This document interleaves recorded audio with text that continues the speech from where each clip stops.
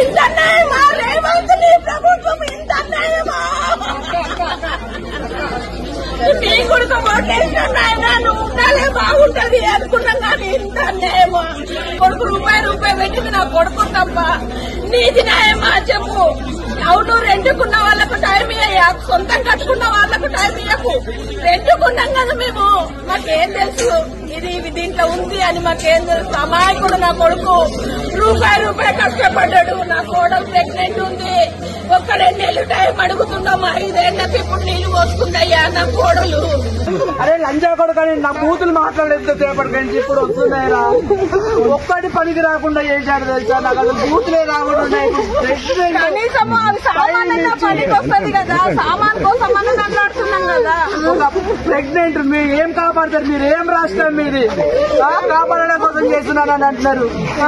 ఇది ప్రజల క్షేమం కోరేటోళ్ళు ఇంతనా? మమ్మల్ని ఇంత తగలబెట్టేయండి. ఒకరోజు ఎప్పటికైనా సచ్చేదే, ఎప్పటికైనా సచ్చేదే. ఒకరోజు ఇంత తగలబెట్టేయండి నన్ను. ఈ కొట్లాటలు, ఈ కొట్టలు ఇవన్నీ చేయకండి. ఒకరోజు తగలబెట్టేయండి. ప్రాణం మీద నాకు ఆశ లేదు, ఎప్పటికైనా సచ్చేదే. ఇంకేం చూస్తాము?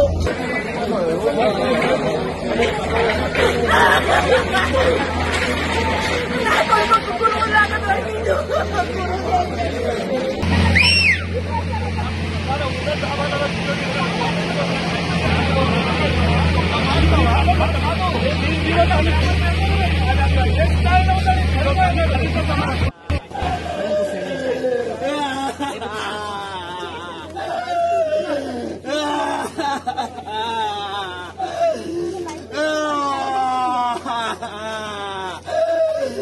అలా చేయమని ఎవరు చెప్తారు సార్?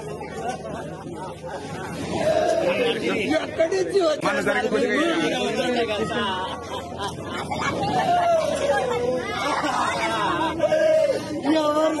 ఎవరు ప్రభుత్వం? ఎవరు